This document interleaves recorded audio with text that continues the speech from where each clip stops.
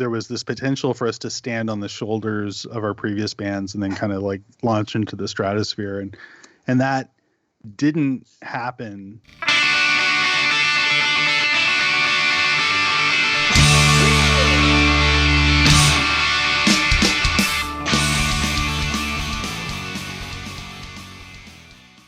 Welcome, everyone, to This Was The Scene, the podcast that takes a look back at the late 90s, early 2000 punk scene. I am your host, Mike Doyle. Before we start, my good friend Rob Heiner had a stroke recently, and he's in recovery doing great. And we started a GoFundMe to help his wife Kim out with the gas money that she's spending to go back and forth to the hospital and some meals for her kids. They have 3 little ones. So there's a link in the bio if you want to help out. Any donation is awesome. I'm also going to be creating some t-shirts that all proceeds are going to go to the family. So just keep a lookout for that. But there's a link in the bio if you want to donate something. That's awesome. And Rob, we love you. We're pulling for you. And this episode's for you.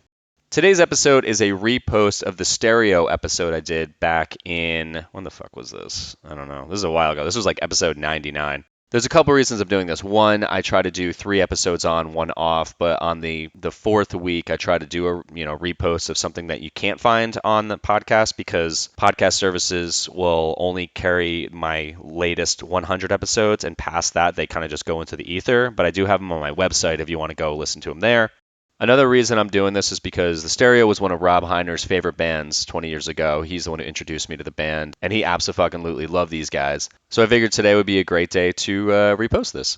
So we got Jamie and Rory on the Skype many moons ago, and this is what we chatted about. Their performance wardrobe, working for Fuel by Ramen, The Impossibles, Animal Chin, coming up with the name, their dynamic as a band, Rory's exit from the band, the podcast that they had created at this time, which was not available when we did the interview, but it is out, and if you get a chance to go listen to it, it's like a 5-parter, and it's great, and a ton more. That's all I got to say, so feel free to subscribe, leave a review, and share this with anyone who would love some punk rock nostalgia. With that said, let's get started. I remember hearing about you guys, and it was like, when was it, 99? When the Stereo? Yeah, 99 you guys formed, right? And I think that was the time... I think either you came through Jersey, but my buddy Robert Heiner picked up your CD and he played it on fucking repeat all the time. And he's like, this band is like a mixture. I think he called you guys, had like, it's a very Weezer influenced, I think, because at that time, anything slowed down with just like a downstrum or anything like that. I think it was either he compared that to you guys to Weezer, or it was like The Impossibles, where you're saying that was a mix between Weezer and ska, and then Animal Chin was the same. Did you guys ever hear that back then? Oh, sure, yeah. I mean, yeah, we've been called many things. But yeah, I think that first record, it kind of, I don't know. I mean, Rory, he probably could chime in on this too. Like, it hit a note on some level. Like, at the time, I think we both were kind of, we were Rory's in The Impossibles. I was in Animal Chin. Our bands split up and we got together to do the record. And almost out of like kind of like a knee-jerk reaction against doing ska music, we wanted to do something that was just primarily rock, right? Yeah. Or I should say against punk ska. We just wanted to drop the ska. But neither of our bands were necessarily like punk bands, I would say. So the types of things that we were listening to back then, and, my memory, whatever, but we weren't necessarily we'd listen to Avail, right? As a kind of an underground punk band or whatever, and Descendants, but we were kind of songwriter guys. We were into that stuff. So we were also listening to things that resonated in that regard, like Weezer would be one. Rivers is a songwriter guy that kind of is, in that closes himself off in a room with a guitar and doesn't come out for a week. But then when he does return, it's like, here's 15 songs. Like we had that kind of like, my TV doesn't work, but I don't need it. I just have this guitar and I'm just going to spend the entire month just writing music. And so we'd listen to everything from like, I'd say like Cardigans, like that band, the Cardigans. Oh, hell yeah. Yeah. To, I was listening to like a lot of Chisel back then. What else did we listen to back then? Nothing. Just the Cardigans. Just the Cardigans. That was it. I mean, do you know what I'm talking about, Rory? Like we had like that kind of like songwriter nerd thing that we were after. Yeah, for I don't sure. know. And I mean, I think any band trying to play rock music after 1995 is going to be indebted to Weezer in one way or another. And they were definitely a huge influence on me and the band The Impossibles. And then I think when we got to the stereo, definitely had an influence as well. Most of the stuff I was listening to at that point would have been called like emo, like No Knife and I love No Knife. Oh, yeah, you World introduced me to No Knife. Yeah. So, I mean, that was kind of what I was listening to and I guess kind of influenced by. But I mean, when we were writing these songs, I remember also just pulling out references more from like childhood, like Rick Springfield and, Sure. really just what does straightforward rock sound like in 1999? Yeah, but done by like independent bands, right? Right. I remember feeling like I wanted my influences or my sort of touchstone references when I would write music. I didn't want them to be like the band that I could go down the street and see next week. Like I wasn't going to be like, I love The Promise Ring, but I didn't want to like base my music off of like current peers. So I would have bizarre, and I'm sure Rory and the guys in the band at the time would probably say, I listen to like Boz Scaggs and weird ass, 70s AM gold stuff. And, and I could point to certain songs from, like Rory said, from a childhood where I was like, I kind of like this little bit of this song right here. What if you like turned this into like a quote unquote stereo song? Like if we stereofied this goofy ass Eric Clapton song, like that nobody in our world would ever catch. I liked going like way outside of the genre, to use that word, to find influence. And hopefully that made something kind of fresh, and in some regards, we were sort of accused of being like this radio rock thing. There was a lot of confusion about what the hell we were, because we weren't like Hot Water Music, right? We kind of adopted the all black clothing and the white album. And then we had this music that, like Rory said, kind of had like a Rick Springfield Journey thing going on, but we were like punks kind of.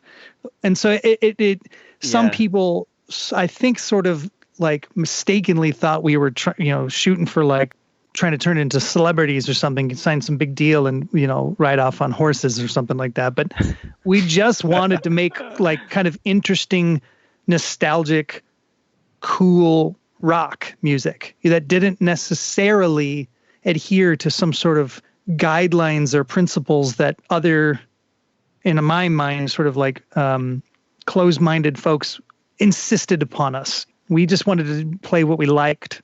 And it was that gray area too between people really caring if you sold out or not. Yeah. And then, 4 years later, that not even being a concept anymore. And I think online music kind of changing everything and shifting everybody away from really having that mentality of like this band are such sellouts or caring about that. We were sort of, we were definitely post sellout. There was a little bit of that, but there was also, it was starting to transition out of it. So there was, it's not like there was any violent reaction against us, but for some people, I'm sure it was just kind of off-putting to see a band trying so hard. Yeah. I think this is how I remember. And also, so I am going to bring this, we're going to go back a bit and like kind of talk about how you guys got into your original bands and like what music influenced you to start, and then kind of go through that and lead into stereo. But I like where we're at the moment because, and I'm going to go bring it back. But what I remember vividly, I remember the way I remember it is when you guys came out, exactly how you said it. The cover art was very striking to me because it was so clean and it was just straightforward as this is who we are. And it was like I had heard that you guys both came from both your bands and created this. And usually I always felt that when bands did that, that's when they created their successful band.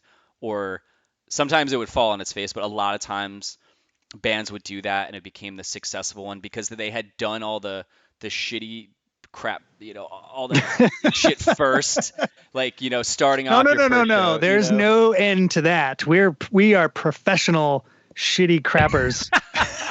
And we make no bones about our but abilities to crap but some shitty crap. yeah, but you start off and you learn how to play your first show, and then you learn Yeah. how to, you learn that part of it, and then you learn what it's like to get merch, and then you got to buy your first band. So by the time the second band rolls around, all of that you've got it figured out. So you just like, all The right, it's like machine is more oiled. Yes, there was absolutely, and that what you're talking about, that's an absolute real thing, because my band after the stereo, we were like, we'll never make any of those mistakes.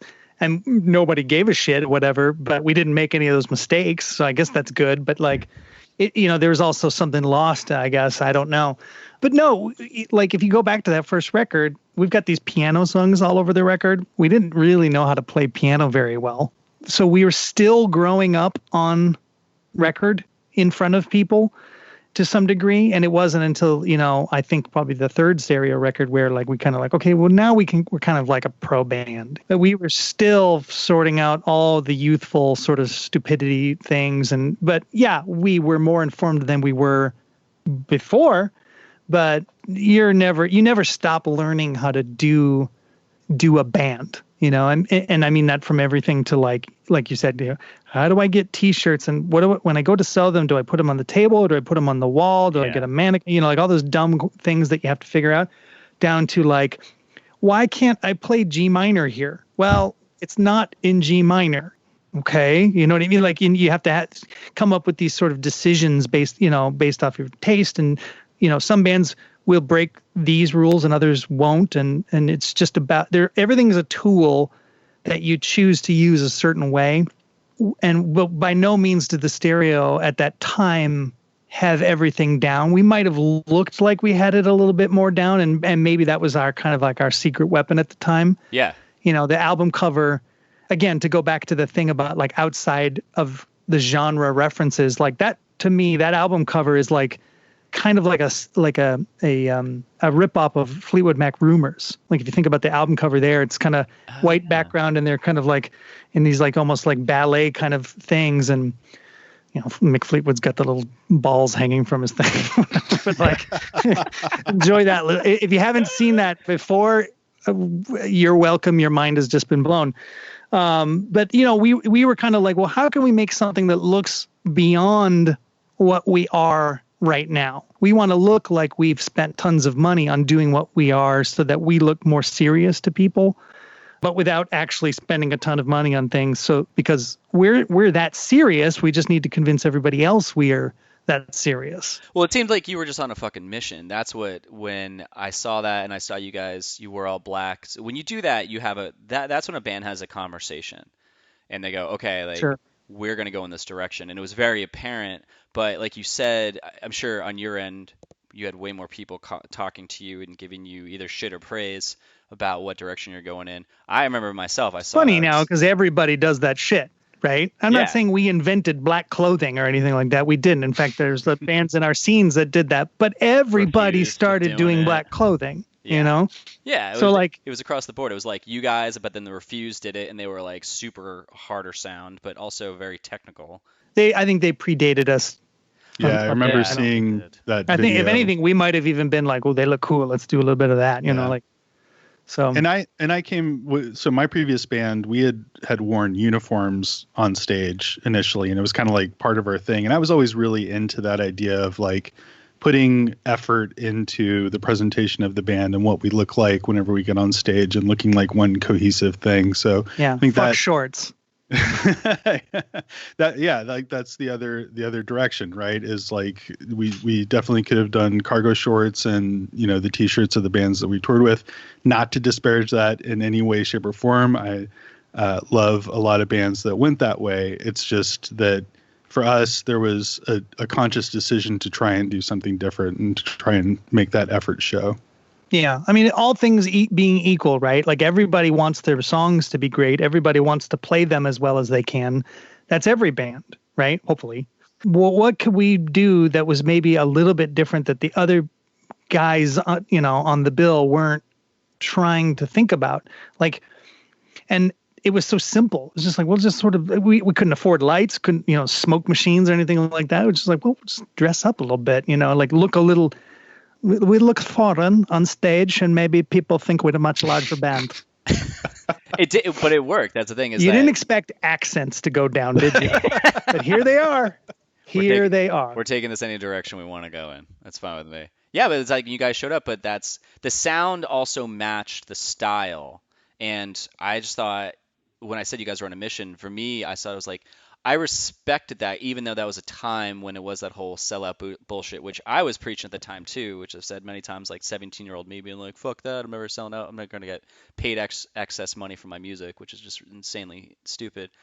But I remember, like, there was bands that I'd look at and say, fuck that band. Like, when Face to Face did their self-titled record, we all got kind of mad at them for no fucking reason at all. And, like, you looking back, I love that record. But then there's other bands where they would come out and I was like, I respect that for some reason. I don't know why I'm not mad. But when you guys came around, it's like, yeah, like, these guys have it together and it's more polished. The look, the sound, all of that. And I was just like, go for it. Because there was the buzz that I caught was that the two of you guys came from the Impossibles and Animal Chin and did this band. That was the whole thing. And then you guys created this thing and took off, and you're on Fueled by Ramen at that time, where like Fueled by Ramen had already been established, and any other band on that, it's like just getting on that label gave you clout, and then moving forward. But weren't both your bands That's crazy. on that? It's crazy because we were, Rory and I were kind of like always on that label, right? Yeah. So we probably we were a little blind to how cool that was to everybody around us, you know? And that's not disparaging them. That's like, I don't think at the time, I don't think we really understood what we had, because I'm sure there was a shit ton of bands that would have loved to been doing what we were doing. You know, it wasn't a major label, but it was like they were paying royalties, they were making records, and they were putting us out, helping us, you know, get out on the road. Like, what else is there? You know, yeah, I mean, granted, there's a shit ton left, but like, but as far as we knew at the time, we're like, this is great. We're living it. Yeah, so, I absolutely took Fueled by Ramen for granted because they were the only label that I had ever been on, and so I thought every label was like Fueled by Ramen and had like a super capable head that was running the show, and things, you know, everything was a really tight ship. It wasn't until after Fueled by Ramen, working with other labels, you find out, oh, no, actually, that's extremely rare, and I should have appreciated more of that whenever I had it. Yeah, well, I think from now that as you say that, because I was in a band at that time in Jersey, and we didn't.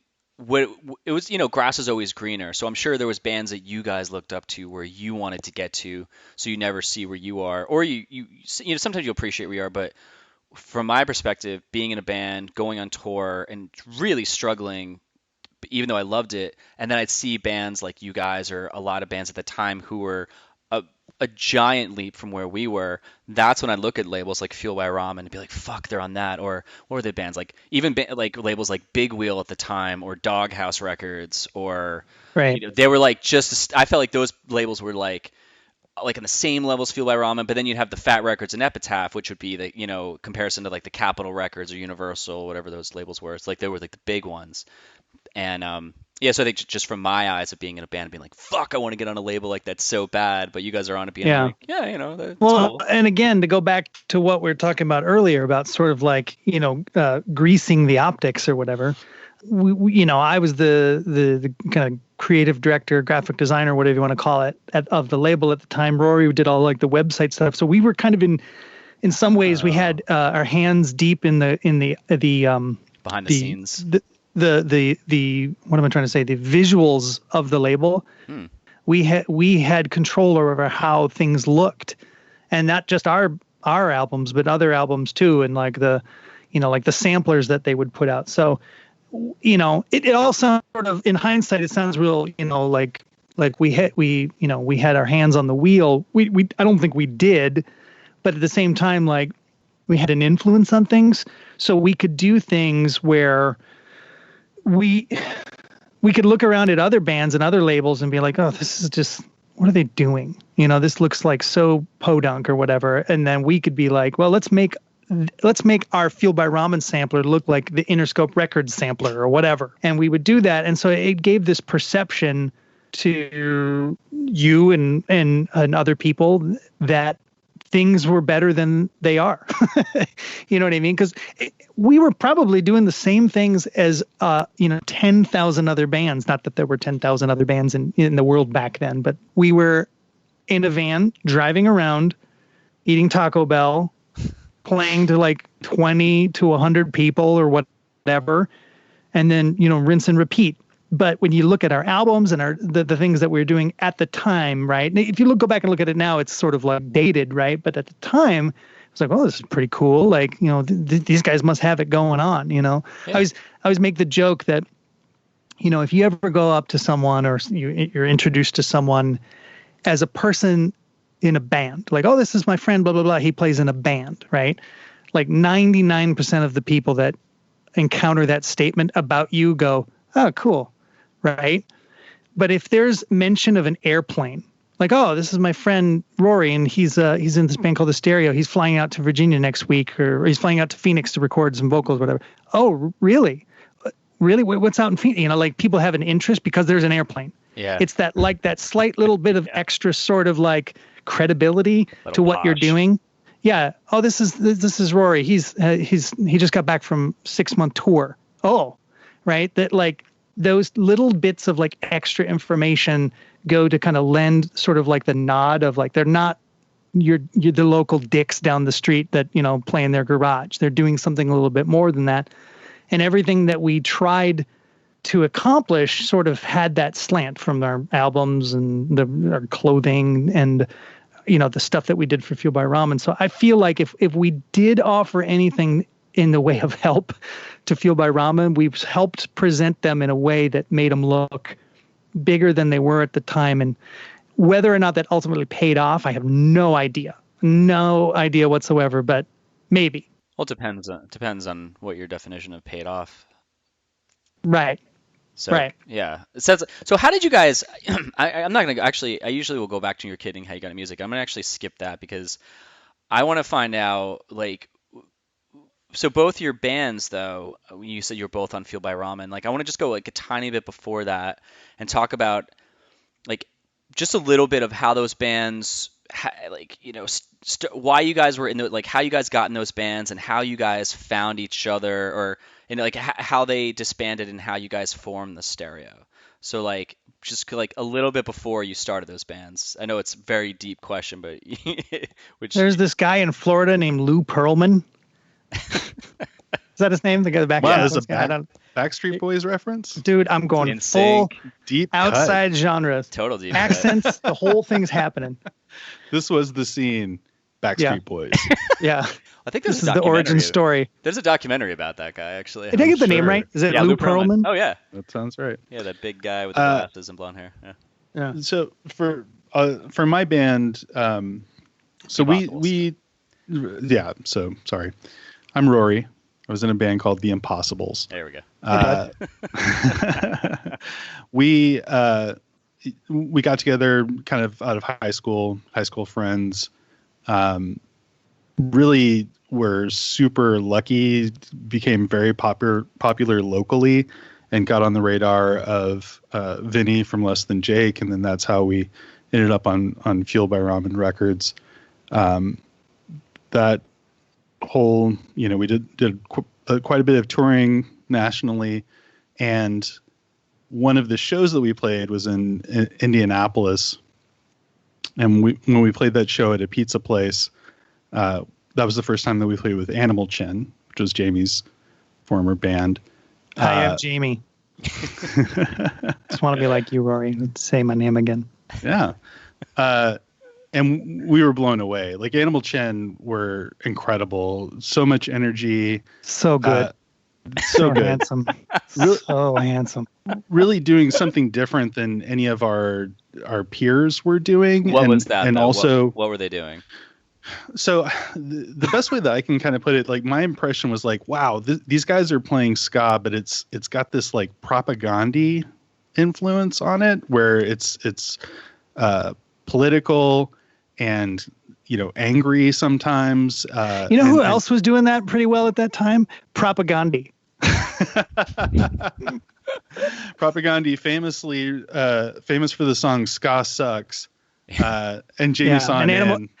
Yeah, Jamie was and like, Animal Chin went, no, it don't. And then we like, so Propaganda's never going to be a ska band, right? Okay, right. cool. Animal Chin. We got this. It was incredible. And so from there, we started playing more shows with Animal Chin. I always really respected Jamie as a songwriter, and I think we were both sort of the Svengalis of our respective bands, right? Like we were the songwriters, and for all intents and purposes, kind of led those bands, right? So the Impossibles ended up breaking up for just kind of the generic reasons that most bands that start in high school end up breaking up. People wanted to go to school. People were just kind of sick of being on the road. Ska had kind of waned as a popular music genre. And so it all just kind of climaxed and ended up with that band stopping. And then at that point, I was still wanting to do it. I wanted to keep going. I kept writing music. I shared some of the music that I was writing with John Janik, who was the head of Fueled by Ramen Records. That led John to have the insight to say, hey, wait a minute, you're doing this thing. I also know that Jamie from Animal Chin is writing new songs. What if you guys did something together? Mm-hmm. And that's how Hall & Oates was formed. But clearly, I am Oates. Did you guys did you guys have how did you not know that? It sounds like, were you a fan of each other's bands or from afar? Oh, yeah. But or were you guys we had buddies? Heard about, well, both. Like I heard about the Impossibles through Dan from MU330. Okay. And he was like, you got to check this band out. They're like Weezer ska. I was like, okay, cool. Told you. Let's, yeah. Well, that's what he said to me. I was like, oh, that sounds cool. And then and I don't think I actually got anything to listen to until I met you guys. I can't remember, but as soon as I met, as soon as we played that show in Indianapolis or wherever it was it Indianapolis? By the way, I have no idea where it was. I'm just assuming you're right. 100%. 100%. That's right. Rory's like steel trap memory Phillips. That's what we used to call him. Sorry. Steel trap memory Phillips. Yep, it really rolls off the tongue. It's kind of amazing. Very short. No, but they were so okay. So Animal Chin, to kind of to push back against some of the compliments that Rory gave us.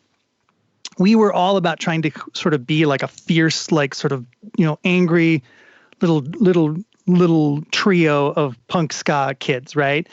And while I was into songwriting, into all these bands and this sort of thing, I really wanted us to have almost kind of I was more about the live sound of our band, trying to be tight and have gaps in our music and have it just be really just sort of different sounding to people when they were in the room with us, right? Which is sort of a weird goal to have, whatever. But then when I saw the Impossibles and I was and Rory's band flipped me on my head, right? They were it was all about music and song. And I was like, oh, okay, we're totally doing this wrong. This is I kind of had seen the vision I needed to see in somebody else. And their songs were so catchy and they tugged on the heartstrings. And I was just like, this is what I want to steer us towards doing. And we started, the next batch of songs that Animal Chin did probably had a lot to do with post listening to the Impossibles. As much as Rory and I are kind of we can be isolated in our songwriting efforts, I do think that we had an influence on each other. It certainly had an influence on me. So when Animal Chin went down in flames, and I kind of talked to John, and I don't remember if John was telling you first or telling me first or how it happened, but I know that John was involved in sort of bringing us together. I was very excited, and I was like, okay, I want to hear what he's doing because this is so great, and when it all started happening, it seemed like he and I were sort of on our own. We kind of came to the same conclusion about what kind of music to play, but still through the filter of our own personal tastes to a degree. but you know what I mean? Like 300, the song 300, and then the song Devotion, one's written by Rory, one's written by me. They definitely sound like written by the same two people, but we both had those songs apart from each other. So it was, you know, I don't know, you want to call it fate or anything like that. When we sort of landed together, it just seemed like the right fit at the right time. And yeah, the Impossibles were a ridiculously big influence on me. Obviously, to a degree where I was like, I want to be in a band with that dude, and I want his songwriting abilities to link up with mine. And you know, I'm probably at the time I was going, dude, if we had two guys like this doing this stuff, like holy shit, best records ever, right? That's when it's a game of numbers like that. It's like, you know, if we have more, then we have more, you know, like so. And for me, I always loved two-singer bands. The Impossibles was a two-singer band. My favorite band at the time was Fugazi. So the idea of starting a band with another singer was right up my alley. Like that's exactly what I wanted to do. Mm-hmm. So the next thing you know, Jamie drove to Austin, Texas, and we started cutting demos for that first record. Did you feel like, because I guess like when I hear about like the two of you guys respecting each other's bands, it reminds me of like the singer in my band. He had like a bromance with this guy Josh in this band Humble Beginnings. And did you guys ever tour with Midtown? Yes. So Gabe, his first band was Humble Beginnings, and he left that band. So, but Josh was the singer for that band. So like Chris and Josh had this thing where they would be like, dude, that song's so fucking good, but it made them like want to push themselves to write better songs, or they would like not steal parts, but they'd be like, I love what you fucking did there. So did you guys find that? Because did Animal Chin, how many albums did Animal Chin do? I can't find any. Like I even went on Spotify. You guys that's the way it should be. No, we did a full length that kind of like disappeared, and I'm perfectly kind of happy to allow that to remain. Yeah. No, I love All the Kids Agree. Is that like the really? It's like the very great record in Russia. Yes, very popular. Like the embarrassing 7th grade photo that you never want to surface. Yeah, it's the mullet of my career. No. Not even. You know, it's funny. I have a guy listening to you say that right now. I bet people are probably listening. Like, there's a guy, this poor guy, Jeremy Myers, I think his name is, and he contacts me like annually. I'm not even joking. Like he did last week. And he's like, hey, just checking in. If you want to like reissue that on vinyl, I'm totally down to do it. And I'm just like, oh man, you know, and I keep going. So I the only way that I would like that record to kind of come back is if I could get a chance to remix it, and I have it, but it's just there's like just a metric fuck ton of things going on in my life right now. I just had a baby and all these things. I'm just like, and every time he kind of pokes his head out of the water and goes, hey, do you want, you know, I'll put out that record on vinyl. I'm like, this is the worst possible time you could ask me annually. It always just coincides. So I'll just hit me back in a year, surprise me, you know what I mean? Like, and maybe I'll be ready. But it could come out. We'll see. It depends a lot on whether or not I have a free couple of weeks kind of thing, and that's usually with 4 kids and you know like job and then mixing and producing bands and it's making me tired just talking about it. Yeah, I could. I totally get it. And then Animal Chin had a kind of like an initial EP and then a final EP, which then got combined into a full-length album called 20 Minutes From Right Now. And that record's kind of cool, you know what I mean? Well, did you find when that came? Did that come out after, or those 2 EPs come out after you met the Impossibles? The kind of the compilation EP thing. Yeah, like did you write those songs? So what I'm trying to get to is that the first 6 songs on 20 Minutes From Right Now were post Rory's existence, post Steel Trap Memory Phillips, his awareness etude. And so like there's probably a couple of spots on that record that are like those hits right there. That's such an Impossibles move. You know what I mean? I'm certain the first song's got some dan, you know, like total breaks Phillips action going on there. Yeah. Not every song. There's one song that's like total like Valoria by the Pixies and whatever. But yeah, there's definitely an influence there. But then after those 6 songs and that EP came out, in fact, Rory, if I'm not mistaken, the Impossible's anthology and 20 Minutes From Right Now, those were all designed at the same time, and they came out after the stereo had started. Right. Am I wrong? Yeah, no, I was in Minneapolis when you were designing the artwork for the Impossible's anthology, and we got those songs mastered off of DAT tapes from at a place where there was a guy that that could do it. Yeah. So we we were like scooping up the ashes of our former bands and putting out the final releases as we were trying to start this new thing.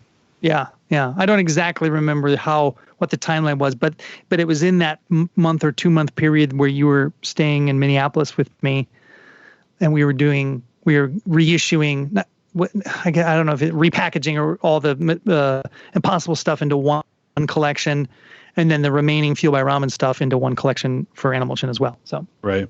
Did an Impossibles record come out after you saw Animal Chin, Rory? Not so much later, right? Yes. No, Return definitely was post Animal Chin. They, that was post Stereo too, though, right? Yes. I'm sorry. Steel Trap Phillips. Steel Trap Phillips. The Steel Trap is rusted shut. Yeah, I'm sorry. No, we didn't put out any records post Animal Chin. Okay, I guess really, I mean, obviously you guys formed a fucking band. I mean, anything post Animal Chin. What records can you actually call records after hearing that band? I mean, come on. I was so dissuaded so handsome. from wanting to put out any new music after seeing Animal Chin and knowing that it would be completely pointless. Right. It's funny you say that because Jamie's like basically saying those albums are shit, and you're saying like this was so great. I love those records. Yeah, no, I think they're incredible. Oh, thank you. I'll just take a compliment and move on. Well, how did you not know then that he was writing? So Rory, because you said that the dude at Fueled had said that, oh, fucking Jamie's writing songs right now. It sounds like you guys weren't really like keep in touch, or how'd you not know that? I mean, I think we mostly saw each other whenever Animal Chin would come to Austin. They would always play with the Impossibles, and this was pre-internet. I think it's worth calling out. So yeah, that's true. Yeah, staying in touch at that point, right? It was kind of like calling letter. Calling it was a the long dude distance on the phone call. Yeah. like I'm not going to pay MCI $100 to keep tethered to Jamie back in those days. Who would? So yeah, we weren't super in touch, and so that's how John kind of becomes the crossover point, because he was talking to Jamie and he was talking to me, and at the time too, just to hear the music that Jamie was doing involved physically mailing a CDR to me to be able to check it out. So it's like there were a lot of hurdles. I don't even know if I had a CD burner back then, though. I probably sent you a cassette. Yeah. You know what I mean? Because I was 4-tracking my demos pretty intensely. Did you guys get kind of like a moment where once you had that conversation, you were like, "Oh, shit! I wasn't expecting this, but fuck, I really hope this works." You got chocolate in my peanut butter. Yeah, no, you got dude, peanut butter in it my was chocolate. the next day. I'm pretty sure once I finally spoke to you, Rory, I got in the van the next morning. There wasn't a delay of any kind whatsoever, and from the time we said, okay, let's do this, to me knocking on your door in Austin, I'm not even joking, was like 36 hours or something ridiculous like that. Yep. I drove alone with my gear in my van to Austin, Texas. From where? And I did it from Minneapolis, Minnesota. Jesus. I-35, baby. That's straight a shot. John drive. Well, whatever. When you're 24, whatever I was, like, it's a shit drive. No, I was kidding. Yeah. It just coasted. It just kept it neutral, and I slept. No, I didn't. Kids, learn how to drive. Put the phone down. If you're allowed out of your house. Yeah. If you ever do get allowed out of your house, just take it easy.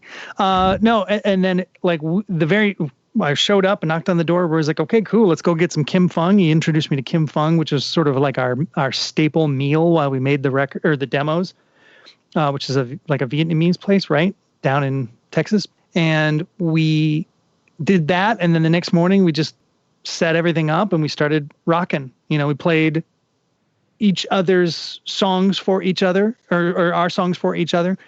and, just went, okay, this is cool. This section here, let's replace it with this idea. We just sort of like went through it, like it was really a pre-production thing. We didn't have all 13 songs or whatever we had. So we wrote a few from the sort of the kind of the starting points of the little, the initial nuggets of other songs that we had. I think I had like 8 complete ideas that I brought with, but then by the time we were done, I probably had about 9 or something like that, by being down there. And then there was like a couple of like little like weird ideas that they didn't make the record. We had like some acoustic songs and stuff like that.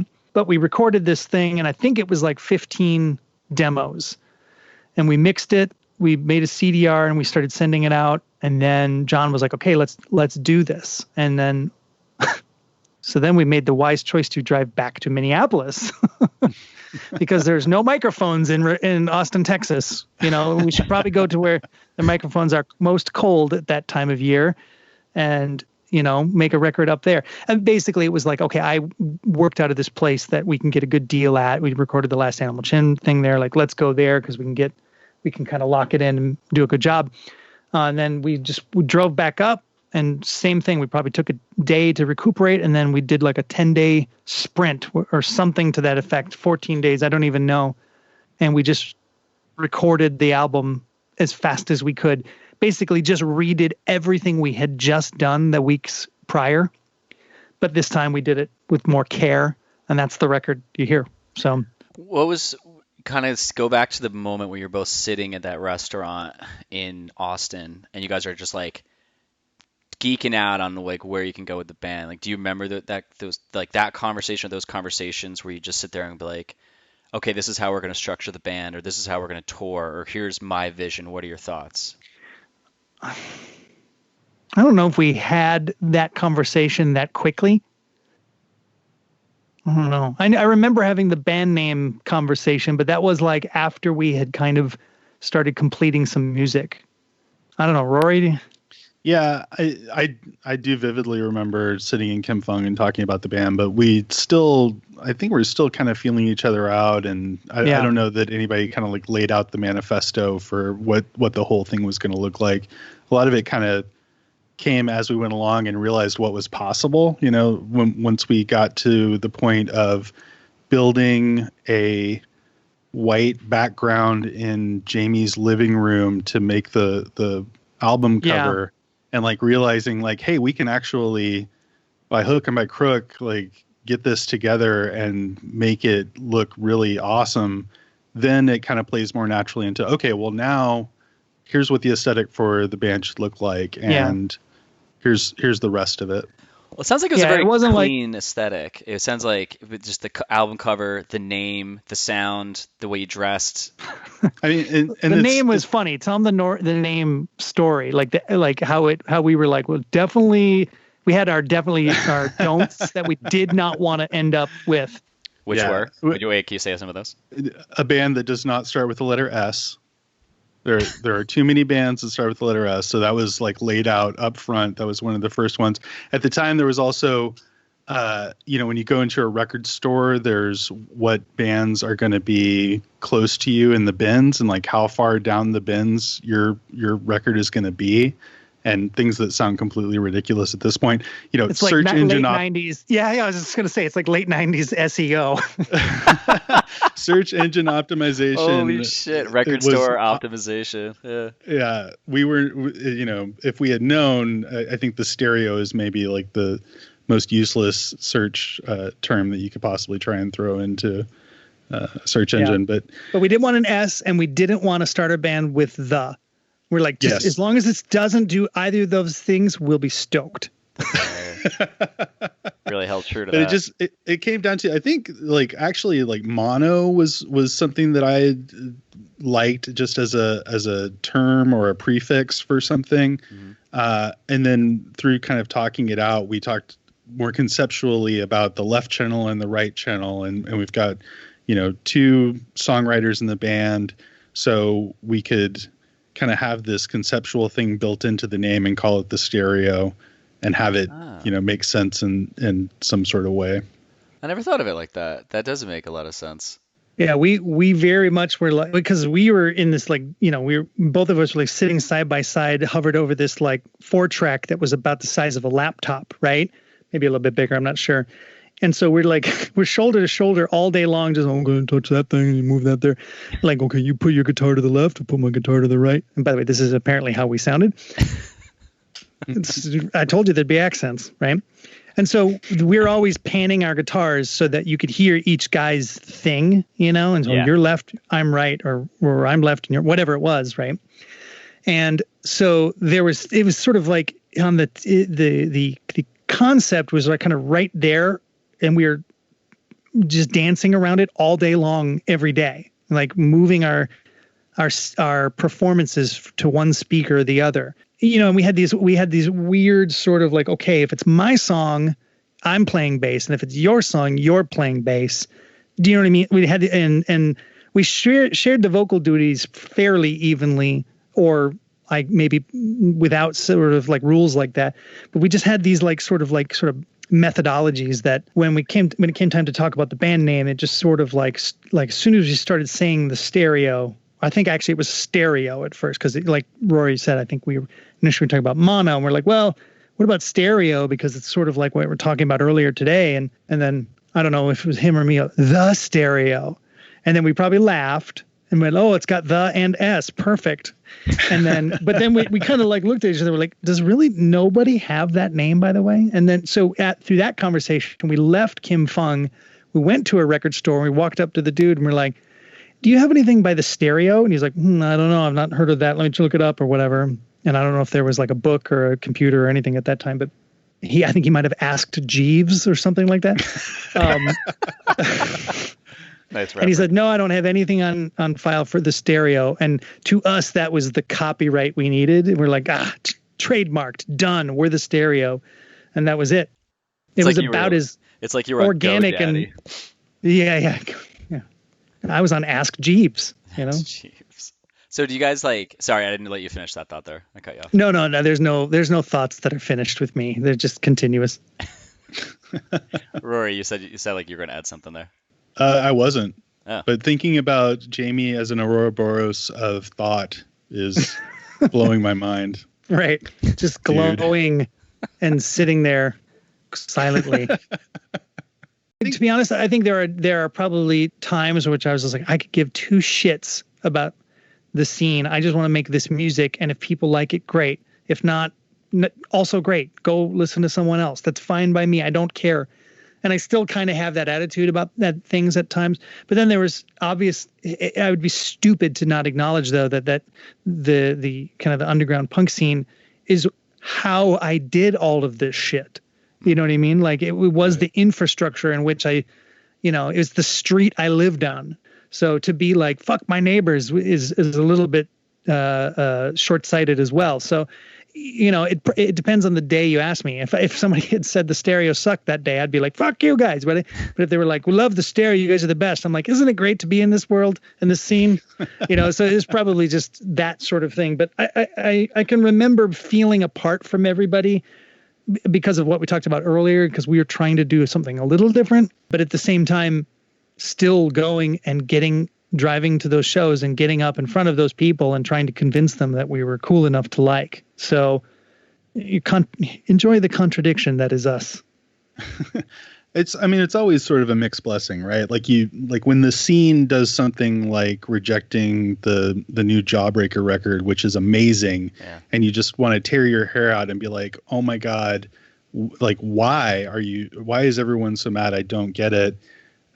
But at the same time, like Jamie said, it's like you don't get 100 or 200 kids to a VFW if there's no scene, if there's no connection between those people and those kids. And so it's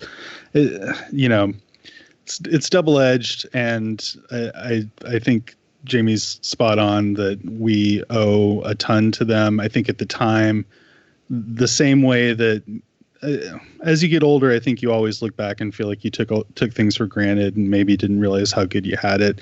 I think there's definitely an element of that now in hindsight.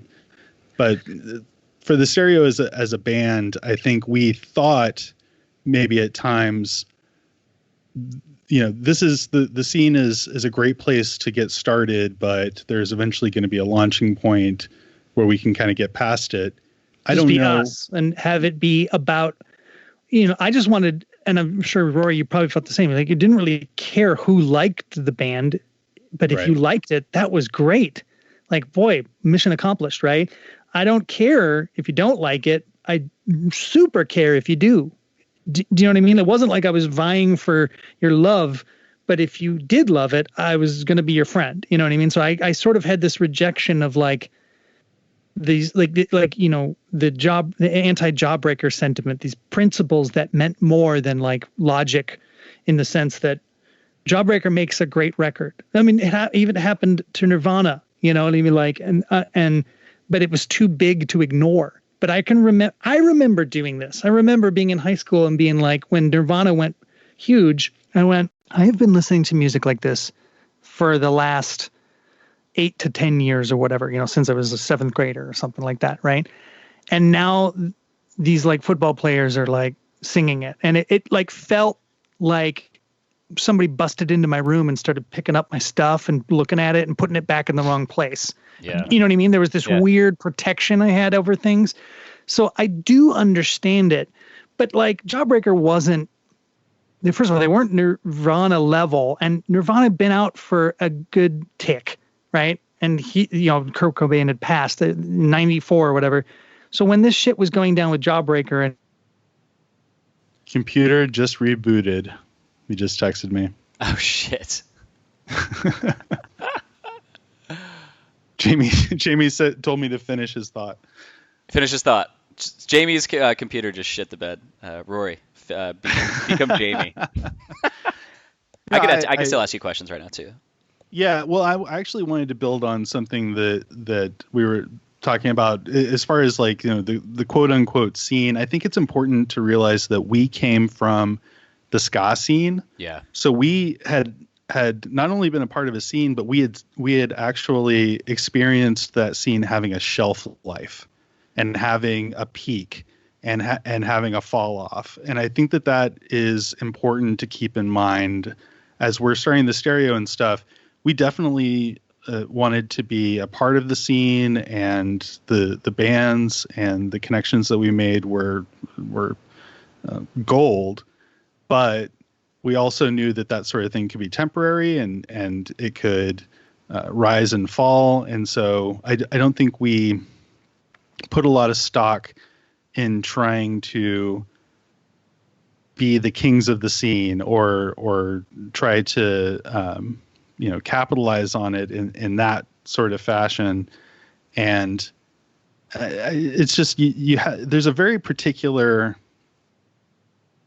perspective that you get coming from that scene of ska bands where it becomes extremely cool, or I don't know if it was ever cool, but extremely popular, and then also has a huge fall off and becomes super passé.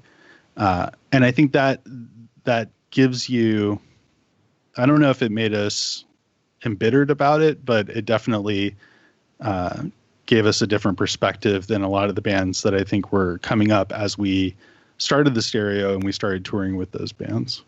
Was there there was a question that kind of popped in my mind, because you started off on some pretty decent sized tours, right? Or did that take a little bit of time? I wouldn't say that. I mean, our first tour that we ever did was with the band Dynamite Boy. I don't know if you remember that pop punk band from Austin, Texas. Oh, that's right. We rented a van. We drove out to California. We played to absolutely no one.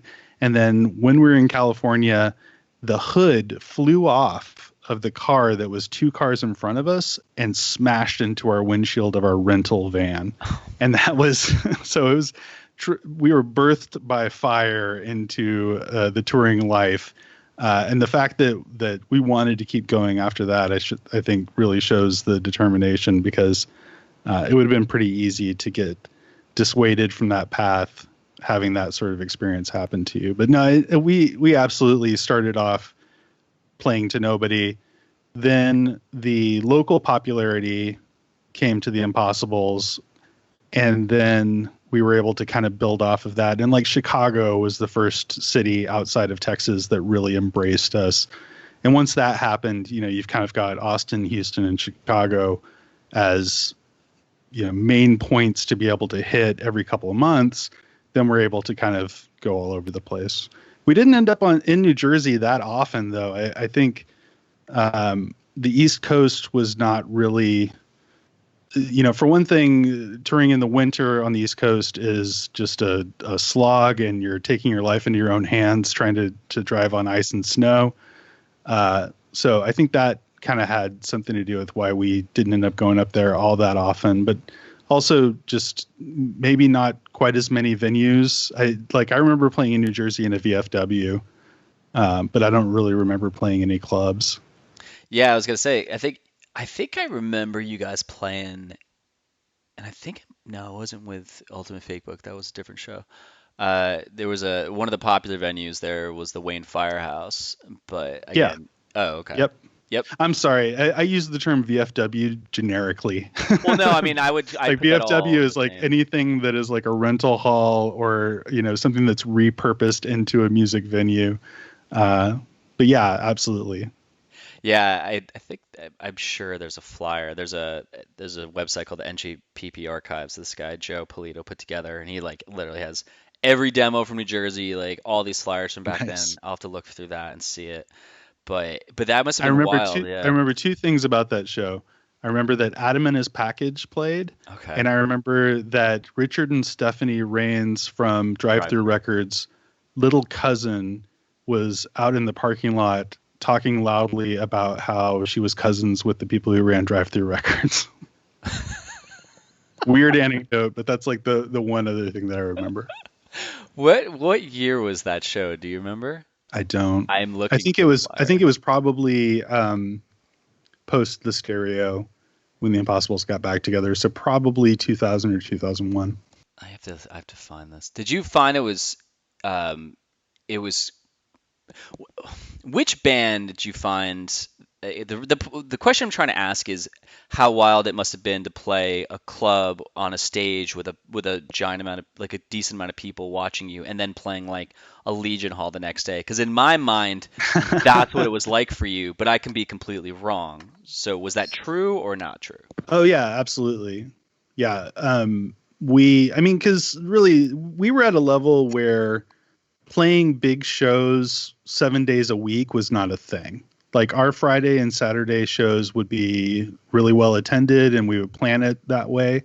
But when you're trying to scrape together a Tuesday or a Wednesday show, I mean, we played plenty of. I remember playing Richmond, Virginia, to literally no one.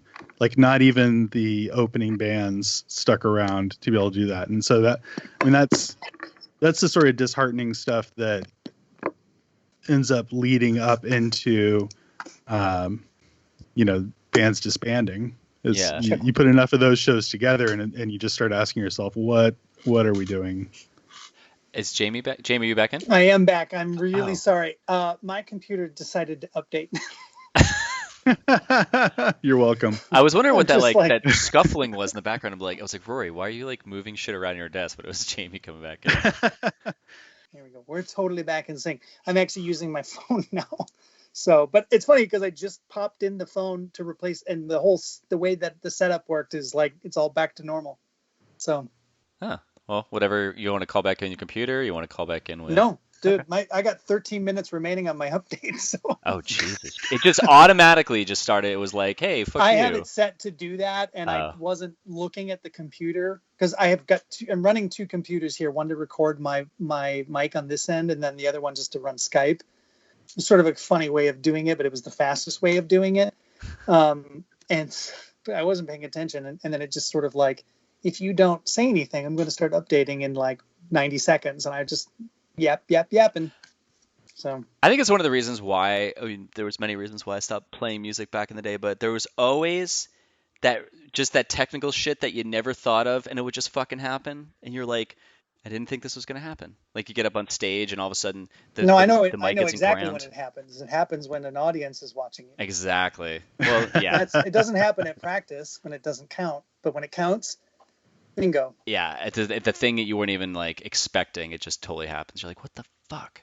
So we had just talked about. I just asked Rory what it was like to play like Legion halls and like what it was like to play a club and then just show up at a Legion hall. And then my thought was that you guys would be packing the house consistently because that's any band that I looked to that was like their name was constantly you could see them in zines all the time. You knew of the record label. I was like, man, these guys have it fucking made. They're not struggling like us. They're playing packed houses all the time. But it sounds Yeah, like it's that that wasn't airplane 100%. thing I was talking about. Yeah. We gave you the illusion that everything was operating perfectly. Well, yeah, Um, yeah. and why not? I mean, to be honest with you, that's what marketing is. Like you give people the sense of the illusion that this is the thing that they want, and then they want it. And It's like every asshole influencer on Instagram right now. Like, look at me. I'm like, life is yeah, great, and they're so depressed. we definitely were depressed. You definitely were depressed. You said. Did we just establish that the Stereo were the asshole influencers of 1999? Yes. See, I really want Traps to do that coming back. comparison. That rings true. I think it's there. No, but I mean, we just put the effort into that thing where we were songwriting nerds that wanted to remain songwriting nerds and do it for a living, and if it required like 15% of work in this arena to sort of like perpetuate that dream, right? Then what is 15% of work worth? Like nothing. It's no problem at all. If all we have to do is have a conversation about the poster looking a certain way, or our onstage garb, or whatever, you know what I mean? Like, if all we have to do is have that conversation and then go yes, then what? Look, it's not new. It's not like we invented outfits or we invented a white album, or like, I mean, dude, the Beatles had outfits. They had haircuts. They're pretty popular. They did pretty great. I've heard of them. They've got a bunch of catchy tunes, and I really think they're going to blow up. But you know what I mean? Like, we weren't doing anything that radical, not even at all. You know, if anything that we were doing that was radical is that we were applying it to sort of a subculture that decided that those things were, outside the boundaries of what they were comfortable with, which is so funny because punk rock is supposed to be like all accepting and all, no filter and all this thing and no rules, and like there's some of the most rules you could ever find is in the underground punk scene. You know what I mean? It's true. And so I always would chuckle at that to myself. Like, it's like, oh, you guys sure are different, with your everything the same, like, so I'm not saying I was this, I'm not David Bowie. We weren't David Bowie or that unique, but we weren't afraid to try something a little different. If anything, the reason we're talking to you today is evident that maybe it paid off to a certain extent, Yeah. Well, yeah. I mean, you guys you had a slice. You have that slice of that time for a lot of people. Like they remember. You can remember it the way you're gonna remember. It's like Roy. I just cut you off for a second, but like it's like a family member that as the annoying person, or their flaws, but everyone outside is like your uncle or your cousin. They're so funny, or your sister's great, and you're like, she's a fucking bitch, but like like it more from the inside. Sorry, Mike's sister. Yeah, well, I love my sister, but not listening. So whatever. No, I'm just kidding. I'm just kidding. I wanted to circle back to a point that you were making earlier, Mike, about how there was this potential for us to stand on the shoulders of our previous bands and then kind of like launch into the stratosphere, and that didn't happen with the Stereo. I think our main claim to fame is, mostly we were sort of a band. Like bands that really liked the Stereo went on to do great things, and I think we had a positive influence on the label that we were on and some of the scene, but the band definitely did not get there, and I think a lot of that was some self-inflicted wounds and dynamics in the band kind of breaking down. And I don't know. We're definitely rose-colored glasses looking at the positive sides of it. I think there also came a point where the band started to take a turn that ultimately kind of undercut all the promise that we had when we were first starting out. What do you mean, Rory? Are you saying I did something wrong? I wasn't going to bring it up. No, look, Rory and I, we made each other fucking miserable back then. You know what I mean? And I don't, there's no good way to say it. We're friends now. Like, we've gone on vacation together and done all kinds of fun stuff.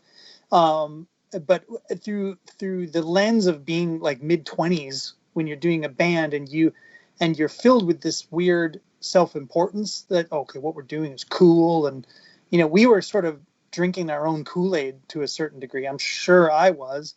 And I thought that the only way forward was through sort of like a over ambition. I think there was a lot of moments where there was just no need for that sort of ambition under its own roof. Like we'd be we'd be competing against each other, just rolling down the freeway. You know what I mean? Like, what for? How far into the band did that start? Pretty immediately, yeah, actually. Yeah. You think it was just because you had an instant love-hate relationship? There was a lot of factors like it was just like two lead singer syndromes competing, or totally. I mean, egos, sure. I also think like we were having to live together. Like, we were doing this. Oh, wow. Really super DIY. If I'm going to be in Minneapolis while we make this record, that means I'm going to be on Jamie's couch. And there was just like there was no space, and there was no thought to comfort whatsoever. We just thought about what needed to get done. Yeah. Like if you were like, okay, I have to do these 10 things, right? You would just start working on the 10 things, but you never once thought to yourself, well, how am I going to, I need food between some of these things. You just didn't care. We just, okay, well, we got to go to Minneapolis because that's where the studio is. So we would just get in the van and go there. We never thought about how long we'd be there. We never thought about where Rory was going to sleep or how he was going to eat. We just went there. We just did it. Like, it was kind of like, it was stupid. we really made no allowances for our own comfort and just like comfort, I guess, is the best word for it. You know what I mean? And so when you're not doing that, when you're so blind to your own or the people around you's comfort, you're just going to keep going. There's no why stop there, right? And so we just kept going. Like, by the time we decided to do the band, to the time we went on tour for like our first show, and we had a band together, we had a record done, it was being pressed or it was pressed or whatever. I swear to God, it was like 2 or 3 months. Yeah. Like from start to finish. Like, now we're operating. That is ridiculous. Really, that is ridiculous, especially back then, when things aren't on the internet, when you can't upload the thing to mastering, when you can't, all those, and when it's not Pro Tools and, mix in the box and do recalls on the fly, you know what I mean? Like we, in that time, I traveled to Texas. We spent 2 weeks writing and recording the demos. Then we drove up to Minneapolis. We did that. And then we put together a band. And while we're putting together a band, I flew out to DC to have Jay Robbins mix the record. And we were doing artwork the whole time. And I flew back and we started rehearsals. Eventually, Rory did go home. And I think I started the rehearsals with the guys before you did. And then we drove back to Texas to continue rehearsals with all of us and to start our tour. But we were like booking the tour as the record was being mixed. There was like absolutely zero comfort and zero decision to like go, okay, well, what are we going to do next? Or like, it was just like, get it done. We had to get back on the road. And I don't know why we decided to go so fast. I don't know. Maybe we were broke and we like needed to get that tour income happening again. I have no idea. But I mean, there was just zero consideration for anybody's well-being. It was all about just doing the stereo now. And if you're not in the stereo, you're out of the stereo. It was so weird. maybe you didn't want to take such a break between the other two bands breaking up. You felt like maybe you didn't have any breathing room to have that gap, because then people would forget about you. It'd be like, shit, I we mean, got to stay on top of mind. that's maybe. I mean, I kind of feel like that would probably be a little bit more thoughtful than I actually was about it. I think it was just pure drive and stupidity. But like Rory, I really, and I'll say it I'll say it here too. I really do owe Rory a lot of both like gratitude, but then also like a big fat apology, because like I was just relentless in my drive to get this thing happening. And like there was definitely moments where like Rory got the short end of the stick because of me, and sorry buddy, I love you now, man, like bros, but like love you too, Jamie. I back then I get why you were ticked at me, know what I mean, like. Yeah, and I'll just say, me and Jamie have buried the hatchet deep on this. So I think, Jamie has kind of acknowledged some of the ambition fueling him. And I think on my part, I really got into antagonizing him, and we just got into this like adversarial relationship where like he's pushing and I'm pushing back. And at the end of the day, it just ended up breaking the band, and ended up with me getting kicked out while we were touring for 300. Real quick, if you're looking for an explainer video or someone to do motion graphics for your company, check out my company, drive80.com, and you can email me at mike@drive80.com for more info. That's all I got to say. So now back to the interview. Well, it's funny because I hit my buddy Rob up and I said, hey, I'm going to, Rory, like I said, I'd never like let anybody know I'm going to do interviews or I'm going to interview, but he's my buddy who introduced me to you guys. So I said, what questions would you want to ask? He goes, this is Jamie, I'm assuming. I go, no. I go, and Rory. He goes, both at the same time? I said, yeah. He goes, that's nuts, because Rory split after the first record. So I wrote, interesting. It's Liam and Noel. Yeah, I split. Together. I love that. There's like on the Wikipedia page, I think, for the band, it says something about me choosing to leave or something like that. But you can edit it. Yeah, it's because it's like when he asked that, that's again like when we first started talking, I was like, I'm gonna not, I would gently have asked that, but you guys just, it's just interesting you talked about that prior to that. Like Rory said, we've buried the hatchet. We've talked about this to each other 20 fucking years ago. I'd hope and so. all sorts of stuff. We're totally cool now, and I mean, I will never miss an opportunity to talk about how much I love Rory and how talented I think he is, and in some ways more than I'll even appreciate, is responsible, at least partly, for a great portion of my musical career today. I don't think the dude from Animal Chin would be mixing records for Smoking Popes or whatever, but the guy from the Stereo might. And if it weren't for Rory helping me do that record, right, and me helping him do that record, like, I wouldn't be here. So I owe Rory so much. I have a ton of respect for Rory now as an adult person that can, use logic and reason to help define my emotions better. When you're 20, mid-20s or whatever, you're basically just like a tall toddler, in some respects, especially if you're a musician. Like you think the world is just there, and when I'm ready, I will just pick it up and it's mine. And a lot of young people do feel like that. I don't necessarily fault anyone for that's just part of growing up, But when you're trying to, a band is like like a small business in some respects, right? There are deadlines, there are timelines, there are things to pay for, there are things to come up with the money to pay for, and there's other people's lives and just things that have to be coordinated logistically all day long. It is not simple to be in a touring band. I know that everybody who's ever seen a TV show, when they see the band, it just looks like the drummer walks on stage with his sticks in the back pocket and sits down, takes off his fedora and starts playing. You know what I mean? It's like there's nothing worse than seeing a representation of musicians on TV. But the reality is that it's a tremendous amount of phone calls and work and email. And, the bands that do make it big, they can kind of go into that baby land where they can do whatever they want and the world is their oyster. But when you're at our level, it's like, you're like a truck driver, but it also works as like a promoter and an entertainment lawyer, and you have 10 jobs that have nothing to do with each other, but they all fall under the kind of the umbrella of being in a band. So when you're sort of emotionally unequipped to be an adult and then trying to do 100 things at once with another guy who's also emotionally unequipped and trying to do 100 things at once, and then when you disagree on some of those things, you get us. You get the stereo. You're welcome. You get the success story that is the stereo. Whap, whap, whap. Did you guys find though that when Rory was officially kicked out, as Wikipedia lies, did you find, because Rory, did you go right back to the Impossibles?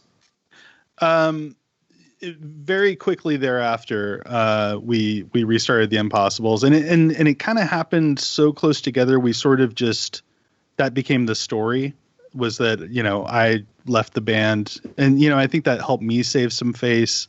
Wasn't entirely accurate, but at the time there was a lot of kind of just trying to put on a happy face and smooth things over and make everything seem fine. But yeah, so we restarted the Impossibles. We started touring again. We played a whole stretch of shows with the stereo in Florida. I think everything was fine. I definitely was. Well, you definitely had your revenge, right? Because like we did that tour and you guys headlined over us, and the stereo was supposed to be like, okay, it's Animal Chin and the Impossibles together, super group, right? Then you leave, I'm air quoting right now, the band, and then go restart the Impossibles, and the Impossibles come back, we're like crushing the stereo. We're like, okay, well, that looks great. You know what I mean? So, but that's, dude, it's the history of us. It's our band. We're talking about our joys and our failures and our heartache. You know what I mean? It is our story, right or wrong. It is what we are. It is what made us into the people we are today. And I'm like, while I can kind of cringe at a lot of the quote unquote bad haircut moments of it all, at the same time, it's still great that I got to do all that stuff. It's still great that I was able to have a musical collaboration now that's lasted with Rory, that's spanned thousands of miles and lasted 20 some years. You know what I mean? Like there was a gap in the middle, but like, it's great. I love that first record that we did, but I have to say that also, the records after I was kicked out of the band, once I kind of got over myself, Jamie went on to make really incredible music with that band. So good. So good. Completely blowing the stuff that I was doing after going back to the Impossibles out of the water from my perspective, like just from the way that record sounded was the biggest point of jealousy that I think that I had, more so than ever getting kicked out of the band, was just that the stereo could go on to just make these amazing sounding records that I couldn't get there on my own, like without partnering with Jamie to do it. We're definitely bigger than the sum of our parts, and it's almost like the name the stereo means a little something. I don't know what it is though. I was gonna say, it was like, I mean, you pretty much answered the question, because when you went back to the Impossibles, you're listening to, you're watching the stereo go, and then the Impossibles are going.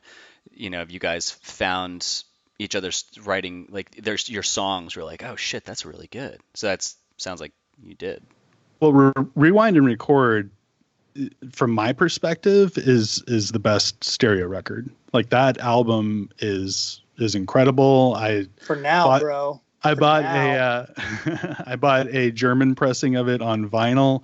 I love Rewind and Record, but yeah, as Jamie's alluding to, we've actually started collaborating again on new music, and that's a really great place to find ourselves, to kind of after all this sort of turmoil and heartache, for us to get over ourselves, come back together, and then be able to collaborate creatively is pretty incredible. And I couldn't be more thankful with how everything turned out. Those records that were made in the past that I still love, but then also the music that we're able to make today.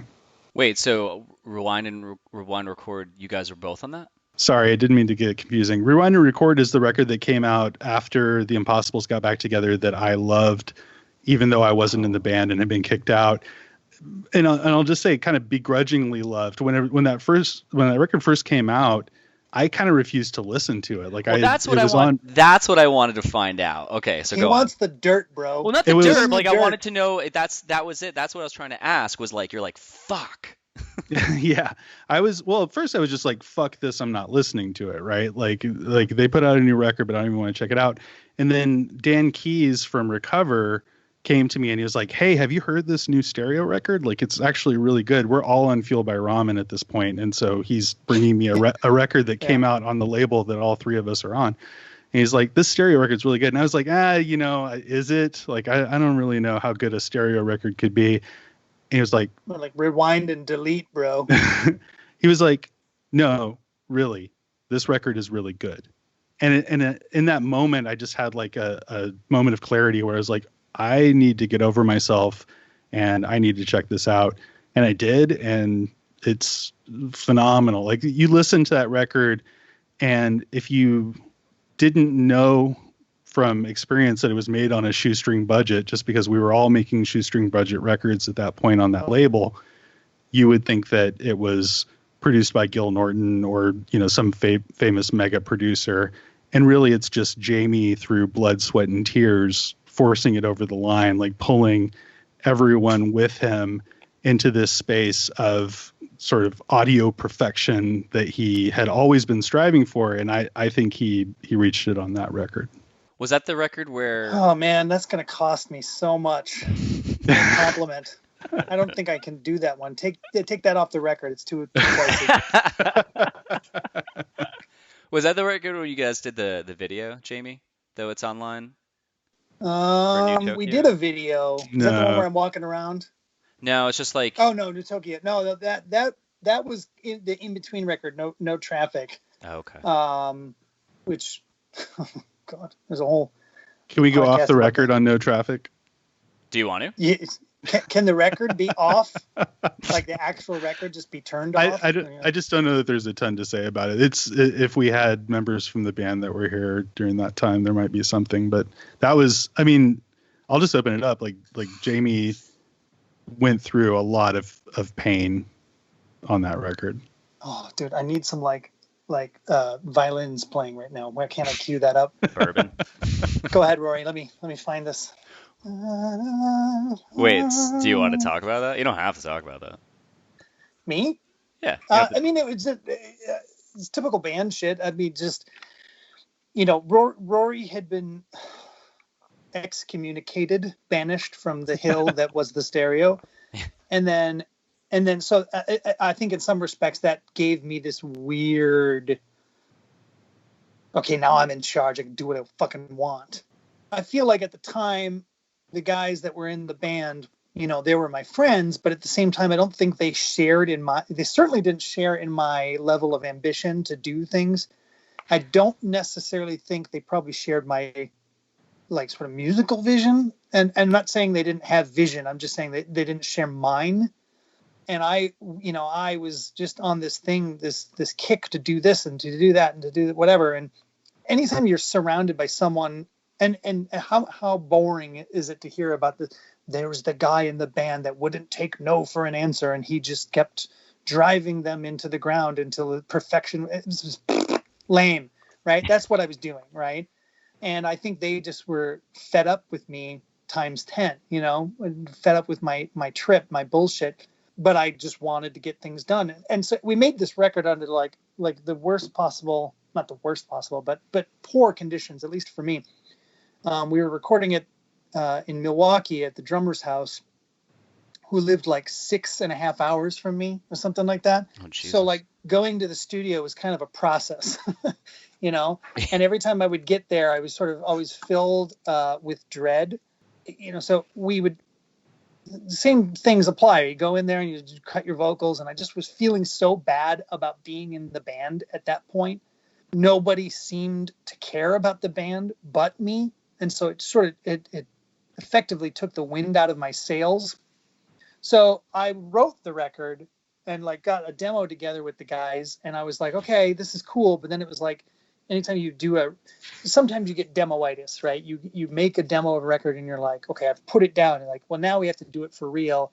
And you can kind of not live up to it again. And we did not live up to it, especially since I would go to the studio and I would be like, I remember one occasion I was there for like 10 minutes recording a vocal, and it just was, sometimes when you go to sing a vocal, it's just not happening that day.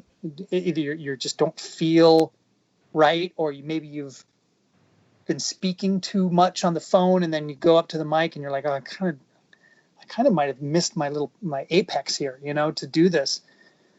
And maybe it was the song I was trying to accomplish that day, and the notes just weren't necessarily happening. And I just like remember being there for 10 minutes and going, I feel like shit being here. I don't want to be here. I just drove 6.5 hours to do this. Fuck it. I packed up and I drove 6.5 hours back, and I didn't come back for like 2 weeks, Yeah. But like, just because I was so just like, I don't want to be in this band today. And so that record to me sounds like a dude that's going, can somebody else do this? Like I had the whole maybe tomorrow vibe going, but then that's not a way to record a record. You don't want to capture for all eternity your foul mood. And that's what that record is to me. It's a foul mood. I've sort of dreamed of just like one day going back and re-recording it just so that I can listen to it again, because I can't listen to that garbage. So just visually, did you do the cover for it? For No Traffic? Yeah. Well, I didn't. Our bassist Jeremy at the time was the guy, like our photographer dude. Okay. And so he took all the photography, but I was the graphic designer, or whatever you want, But yeah, it's all brown and turd-like. I was gonna say, like, just visually, it's a total mess. So of just yeah. I was gonna say, like, I do graphic design like full time, like freelance and stuff, and just looking at that's like one of those records, like when you're talking about the story, I'm like, man, like if you were the one who put that together, it's like it seems almost, and if Eva is saying that you didn't put as much heart into it. I was visually demonstrating the pain I felt within my soul. And it's not to like shit on the design. It's just like you get that feeling from it because it's very dark, and it's like it's not as clean as the first album. So it's like a polar opposite of what that first album was visually. And there was probably something to like, we can't repeat ourselves. I don't want to put out another white album, Yeah. Like, so, because we kind of did that with the EP right before that, it was like, and we're, strapped our nuts to the ceiling with wires and, all that stuff. Did you ever see that album cover? We're floating above. Yeah, it's right. It's on Spotify. You're just hovering. So there was definitely like, let's just like take some pictures of the street. Like, it was a very maybe tomorrow, kind of approach to things. And I don't know, not a good, if there had been like a proper producer on the record, we could have been motivated, but it was me. And I wasn't motivated, so I didn't feel I don't know what I thought. Like, I don't know why I went through the motions of completing the record, to be honest with you, because I knew it wasn't good. It's weird. I've got a lot of sort of like bodies and skeletons of albums where it's just like, yeah, let's let everybody hear this. This is great. It's not. And there's things I'm really proud of, but then there's definitely some things. And it's become a problem because like the current record that we're doing, if there's ever going to be a problem in the stereo again, it's going to be that Rory kills me for not finishing what we're doing right now because it's been fucking years. And it's because of things like No Traffic. Like, I'm just like, I don't want to like hit save on something that I have to listen to the rest of my life and have it be like a thing that I go, that could have been so much fucking better. And so I have this problem now. I'm not like this with anybody else's work. When people hire me to mix a record, fake book, whatever, I'm deliberate, I'm decisive, and I can just do the job. But when it's like our own stuff, it's like, I can't be trusted. I'll never allow this to happen to us again. I will not be in charge of that. You're too close. Way too close. It's way too close when it's yours, because then you're adding your emotion to it. I won't say ego meaning a negative thing, but like these things that come out. But when it's someone else, you can separate, because you could help them hone it in because you're not emotionally like there's emotion attached, but it's not as yeah. it's not everything doing it. Well, we're almost done. I mean, it's being mixed. So How long ago did you record these songs? 15 years ago or something. It's called Chinese Democracy. I sent the first batch of songs to Jamie in 2015. Okay. And to be fair, we demoed everything till about a year ago. I do not want to kill Jamie. Yeah, and so I sent the first batch of songs to Jamie asking if he would mix them for me so I could just put them out just to have the new songs that I wrote out, and then kind of, history repeating itself. Jamie said, wait a minute, can we get back together and do this as a collaboration and do what we did in the stereo? There's no ticking clock on my side. Like I don't need this to happen tomorrow. So the process kind of playing out over a longer timeline, really it's more organic, and it keeps us from having conflict. We also overwrote though. Like we wrote 35 songs for this record. Like, and I'm not saying like we wrote 35 songs and blah blah blah, but really it's just like 18 of them were like a verse. I'm saying we wrote lyrics and we demoed to completion with full harmonies and mixes for like 30 plus songs, to the point where like we could have 3 albums. And those demos are better than most bands' albums. You know what I mean? Like, I'm not trying to be. Why don't you just give them? Well, then why don't you just give it to someone else? Like to mix, you mean, or to other bands? I wouldn't want anyone else to mix it. Just to raise my hand real quick, Jamie. You're like, whoa. Jamie is amazing at this. This is like, dude, where so good. Jamie is amazing at mixing stuff. I want him to do this. Everything that he's done so far, it's taken a while for sure, but it's been worth it. It sounds amazing. So why? What's the wall? Take your time, Jamie. What's the wall? Don't tell me that. Don't Jamie, don't let my wife hear you say that. She'll kill me. Because she's like, you need to finish this goddamn record. She's like, I'm about to start hating it. No, I'm kidding. She doesn't say that. She's a huge proponent of us, and I love her. Well, now you're going to have the best. This is going to be out there because you have, this podcast is pretty current. This will probably be out in a couple weeks. So you'll have some people being like, all right, fuck yeah, we want some new music. So maybe, I don't know, maybe if people reach out to you, they can, help you get more motivated. Stoke the fires, yeah. No, I mean, it's funny. I'm looking at a track chart right here, and everything's X'd in. I literally just have to finish the mixes. And I have a mix for every song except for 2. But then all of the mixes need kind of like a big once-over to kind of bring them into consistency. So it's about a week or so worth of work. Yeah. But like finding a sort of an unencumbered week for me at the moment is, there's all kinds of kids are home from school. Like it's just like everything is, there's new a pandemic, and, got a new kid. It's a little complicated at the moment. And then oddly enough, and I'm like, okay, no one's going to call anymore for mixing or anything like that. But I've actually gotten a few things here and there as this is happening. I'm like, my phone's not stopping. So, and I need, I got to support the family. And so if somebody says I need a song mixed, I'm like, okay. Fortunately, it's been pretty small. Nothing's really derailed it. But I'm rounding third on one last project, which I literally just waiting to hear back if they like it or not, or if there's like another recall. And then I'm not accepting any more work until the stereo record's done. So maybe it will be done. I don't know when it's going to come out. This obviously the pandemic has complicated matters. Normally you'd put out a record and then you would like do some shows to kind of help promote it. So whenever shows are going to happen again is probably when we would put it out. But who the hell Zoom knows? show, bro. Zoom it, man. You guys should totally do that. The Zoom Doom. Do the live thing that everyone's doing. It's awesome. Like you If it wasn't for two latency, together, I think we already would have. You could still do. Oh man, that shit's still going on. Have you seen like Ben Gibbard's been doing one? I think every single day since this started, and Goldfinger did a very. Obviously, what you guys put me through in the beginning of this, you're obviously going to get the technical side right. Yeah. So the Goldfinger, I think they had. Go check it out. They did Here in Your Bedroom and Superman. Yeah, I've seen those things. Fucking awesome. Super, super super great. I don't exactly know the framework of the band or whatever, but I know, they've obviously got some like very capable people in the band. We're all in different. Sam and I are in the same city, but everybody else is in a completely different city. So, and then Chris, our bassist, he would have to enlist some help in order to achieve anything like that on his end. Well, I guess just do acoustic.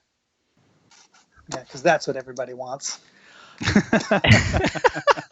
They want something. They're bored out of their fucking mind. That really cool pop loud rock band from the late 90s, The Stereo? Yeah, let's check this out, but this time without the loud and I'll bet you they would. I'll bet you they would.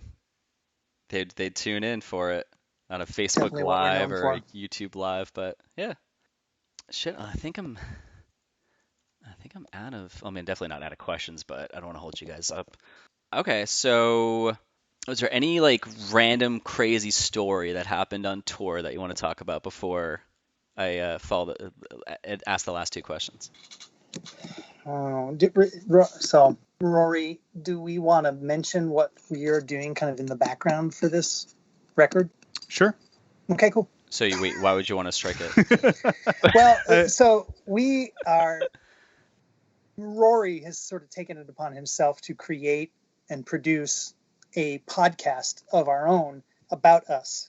Oh, cool. Right. So there's a big gap of Rory's sort of tenure in the Stereo, and almost sort of like out of the, and by the way, correct me if I'm wrong in describing this, buddy, but out of almost like a sort of like desire to kind of refamiliarize himself with his own band. He's got this big missing, like the Rory coma years. Yeah. It was like, this would be kind of a cool thing to just like talk about the history of our band, because the Stereos as a band, we're a band, right?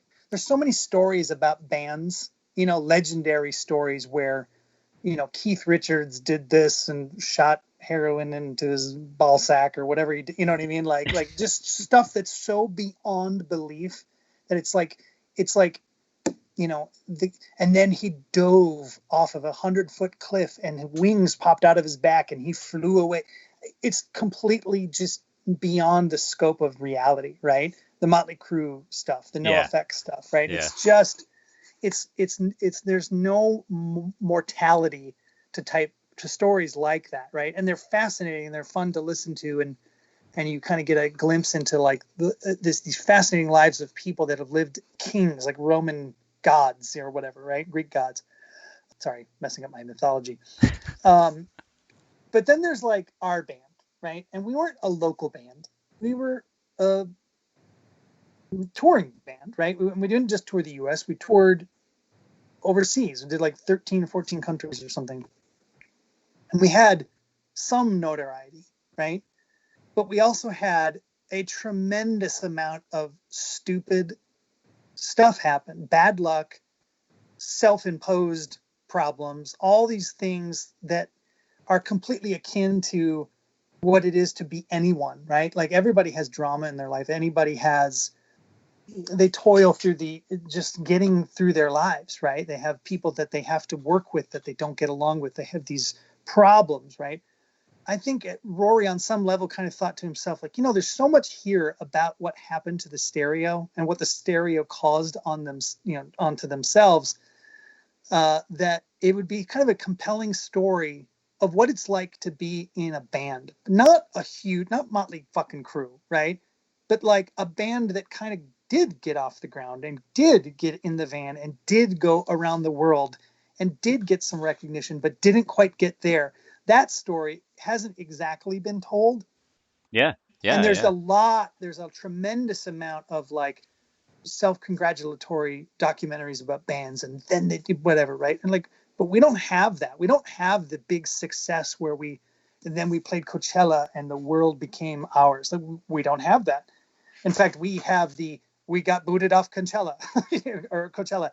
We didn't, but like, do you know what I mean? Like, we have these moments in our band where you're like, and just when you thought it was about to blow up, this person disappeared, or this person flipped out and a tour we got kicked off a tour, and you're just like, oh my God, the Stereo is literally record sale poison. and we have all this influence on other people that did go on to do the crazy things that and become, whomever is on the lips of people today. But we ourselves didn't have that success. We did everything wrong every time. And I think there's sort of like an interesting story there that isn't so rosy, that's almost in some respects more compelling to listen to. This is the story of what not to do when you're in a band, right? Yeah. If you could have chosen door A or door B, and A being the right one, we always chose B. And at the time it seemed like the right one, but it was not. And so, and I will add that there's one sort of documentary out there that I kind of think nailed this thing, and it's that the story of Anvil, that movie about the band Anvil, for the metal band from the 80s. That is the greatest music documentary ever. It is what it's like to be in most bands, right? Maybe not most bands, but most bands that do anything besides play at the bar, down the street. Like, they had real things. They had managers, they had tours, they did things, but they never quite broke through. And the Stereo is like the punk, this podcast that Rory has produced, it's like the punk rock version of that story. It's like it's a band story for mortals, right? Yeah. That not the Tommy Lee, did this or whatever. Like, there's probably some moments in there that are like, holy shit, he said what? And some craziness. I mean, just what it is to be in a band is like that some days. But for the most part, it's like normal people trying to do something extraordinary and not getting it right. And I think as a story, it's really interesting to listen to. There's a lot. Part of the reason that Rory and I have buried the hatchet is because of this podcast. We're very careful to not. We sort of buried the hatchet, but then we really buried the hatchet and we recorded it. There's the whole like second episode. It's like 5 episodes, or it's going to be, or something like this. And it's like the second episode of this thing, we go hardcore into, I fucking hated you, and I know you fucking hated me, and I was just jealous, and you were just a big dumb poopy butt, and on all of that. I hope that's how you say it. Yeah. That's a direct quote. It's a direct quote. But Rory, and I had no idea that Rory was so good at doing this type of broadcast material type of thing, because he's like, okay, I'm doing this thing, and he did this interview, and it was sort of like, okay, I guess we're just going to talk for a bit and whatever. But then when I started hearing what he did, I knew just from the interview and the types of questions he was asking, I'm like, this would be kind of interesting for Stereo fans to listen to, right? But then when I listened to like the first episode, which arguably actually is probably the worst so far, because he got so good at doing the second through fifth ones that he's probably going to redo one to make it as good as the rest of them. But it was such a great like glimpse into what it is to be a band, right? And you have the time and space to talk about these things in a way that was so like sort of visceral. And it's like, and even like our band members are like, God, when I listen to this, it's like, I don't even think I'm listening to about our band. It's just an interesting story, about growing up and being in this situation and trying to figure out how to do it when there's no rule book. There's no one telling you this is the right way, this is the wrong way. Everybody had a lot of opinions about what to do, but nobody was necessarily right. And certainly we were not right. But Rory's ability to tell this story, both with, like narration and music, and it's got original music that Rory put in there. It's just like, wow. It's like super, like if you're a Stereo fan, this is going to be the coolest thing ever. It almost sounds like an episode of How I Built This. Have you guys ever listened to that on NPR? Yeah, 100%. I love that. So it sounds like it's very just with little orchestrations and stuff, because that takes so much time. When's this gonna come out? So the last two after the record. yeah. It's holding it hostage. Me and Jamie have guns pointed at each other's heads. You go first. Oh, that's funny.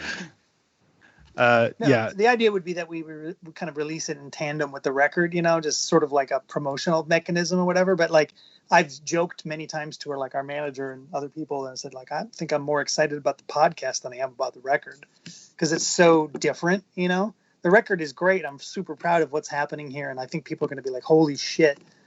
But I also kind of think like a band from, a brand new band, they don't have this part of their band that we do. We have this like story. We're older. We have sort of the scars to kind of prove our music a little bit here.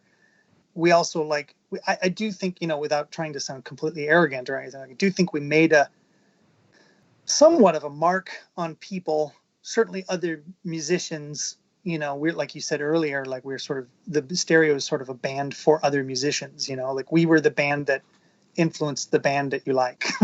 Yeah. But we're not the band you actually like. We're the band that influenced the band you do like, And Jamie brought up Anvil, the story of Anvil, and Anvil, the story of Anvil starts with them talking to Scott Ian and Lars Ulrich and these bands that really took off and made it.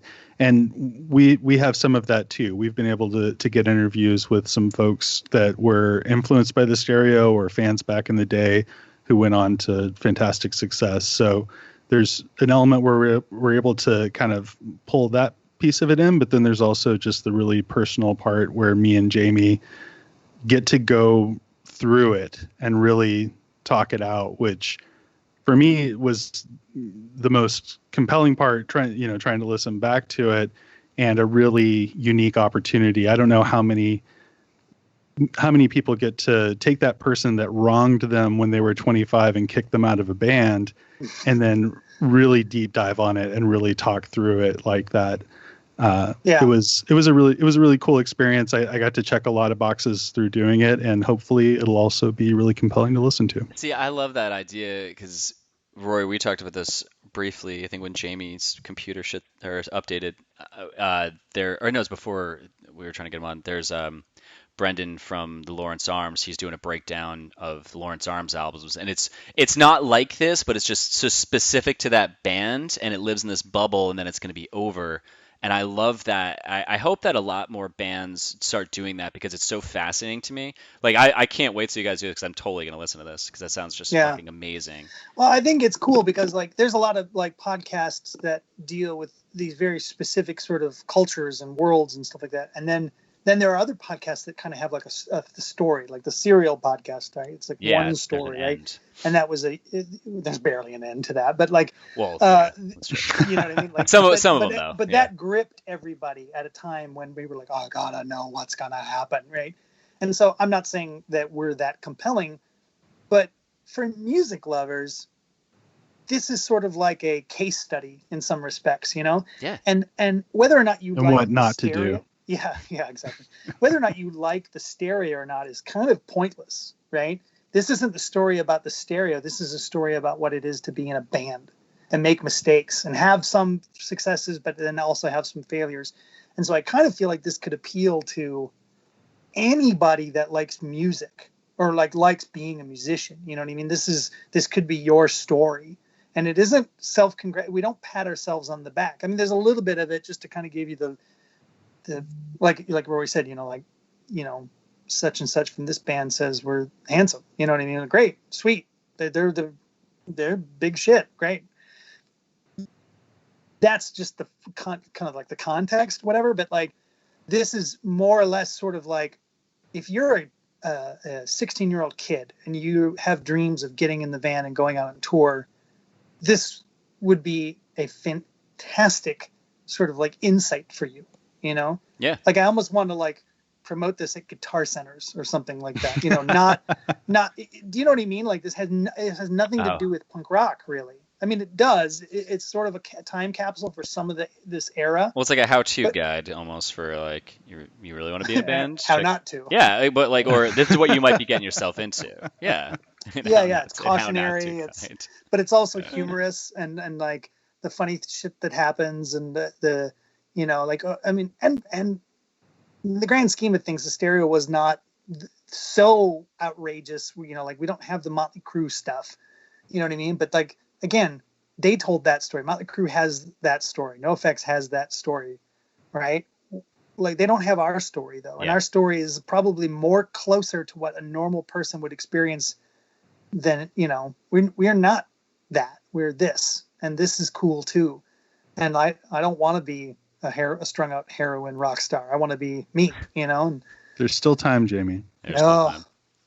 There's always time to get strung out on heroin. Can you hear this peer pressure? This is ridiculous. Like get the heroin if anybody is interested in these things and me and Jamie making music again or the podcast whenever it comes out, the Stereo Rock is pretty much what the band is listed on all social media platforms. So if you look for that on Instagram, Twitter, what have you, that's how you would be able to find out if/when Jamie ever finishes mixing this record. Well, also you all the housekeeping of the reach a set and Instagram, and he said to not take it slick, and here you are with our handles and business. Yeah. Well, I'm Rory ATX on Instagram. You guys also are not. You guys aren't great at or reading your Facebook messages. Because luckily we were connected, but I actually messaged you on Facebook on March 14th. I was like, "Hey guys, I want to do an interview with you guys. Let me know." We'll have to talk to our Facebook representative, Jamie Woolford, about that. Dude, I'm the worst. I've cast off. My wife picks up the slack, and then we'll probably try to get Adam to do more of that stuff. You know what I mean? Once we sort of get up and running with the record and the podcast, whatever, I'm sure we're going to be like full tilt on things. Yeah. You can reply to my message then and let me know. Come on, man. Easy on the pandemic, bro. You're gonna get a reply that says hard pass. Yeah, be like, sorry, we're working on our own podcast now, bro. Yeah. Well, I always end with two questions, but you guys pretty much answered it unless you want to add to this. So I always ask, what would you like to promote? So obviously the podcast. Obviously, we're going to promote Jamie finishing the fucking record. So if you go to the Stereo Rock at any avenue, you can message and say, "Hey Jamie, you should really finish that mixing thing." So everyone should do that. And I'll be like, "Don't try to change me." And then he'll answer my message eventually. What do you guys want to promote or give a shout out to anything else? It could be about you. It could be about another thing that's happening outside of like a friend's doing or something you see that's cool. I'll just call out Jamie's as a person. Yes, Chris and Sam are the most amazing bandmates ever. I think they only got one mention here, and we should say that we love both of them. One more than the other, though, right? One more than the other. We're not going to say who. Wink, wink. Jamie just mixed a record for Ultimate Fake Book, which I think has hit digital release pretty recently. So I'll throw out a shout out for that. Well, Rory's my PR now, so go for it, bud. What else am I doing? What else am I up to? I'm in my pajamas right now. Is that kind of cool? Or that works. Coronaware.com. All right. Well, I'll end with the last question, which will be interesting considering how you guys were answering this earlier. But I end every podcast with this. What scene ethics do you guys hold on to this day? I think of it when I think of the scene. I think about DIY. I think about doing it yourself and not waiting to be given permission to do something or feeling like you have to be the expert before you can start taking the steps. And that is me today. This is kind of dad life boring, but I'm restoring a bathroom right now. Right. And I'm doing that based on some of the ethics that I learned whenever I started making bands and making music and putting things out and pressing 7 inches and things like that. It's like you just pick it up and you start doing it. I've started making guitars as well, making electric guitars here in my house. And it's like that. I don't know that I would have that courage or that instinct if it wasn't for coming up in a scene where I saw Green Day putting out records and that were fantastic songs that I wanted to grab onto and go out and get more of without seeing, them when they were putting out records on Lookout, just doing that whole thing where it just felt like no one had to give you the big budget and the marketing exposure that all the bands that I had known up until then had needed. So getting that, having it deeply ingrained in me, I think it still is something that serves me today. Fucking This Old House over there in Austin, Texas. I watched a lot Rory, of This Old House videos. Yeah. It always looks easier on YouTube than when you actually do it, but so far the plumbing is holding up. Oh, I hate plumbing. I'm the worst at it. Me too. No, I totally agree. I mean, I think our entire band is actually built on the idea of like, we'll just do it ourselves, you know? Like we drive ourselves, we record ourselves, we designed ourselves, we came up with everything ourselves, you know? Like we had to, and lots of bands have to, and that's from our, there's no musician. There are musicians that have like been like, what's the least amount of effort I can do in order to get the furthest possible? You know, there's like for every million stories where people are just toiling away trying to figure this out, there's like one, you know, like Fiona Apple apparently got signed off of her first demo tape she handed out. Like really a lot of legwork there. You know what I mean? Like, but that story is the exception that proves the other rule, you know, that if you want to get anywhere, you have to work your ass off, you know. Nobody's just going to hand anything to you. You know, nobody's going to convince you or you're not going to convince anyone that you're worth anything without proving to them why, you know, and sometimes the proof is hard work. Sometimes the proof is the work. But, you know, either way, it's you working at it. So if you're in a band today, if you're a kid starting a band, you know, it is not your right to be successful just because you show up. You have to work at it. You have to, the enjoyment of it should be the fact that you are there. The enjoyment of it should be the fact that you get to do it, play music with your friends. The stuff that happens because of that joy of that initial thing is just a bonus, but is not it's not like a privilege that's been bestowed upon you that you're owed.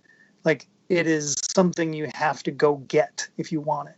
So just try your best and make the best choices you can, and you know, go for it. Can I go on the record as being on the pro Fiona Apple side of the stereo? Oh yeah, I love Fiona Apple. Don't get me wrong. Sure, it sounds like it. Dude, I mean, I guess she got signed off her first demo. Way to try hard, Fiona. I mean, it helped that she was immeasurably talented. So.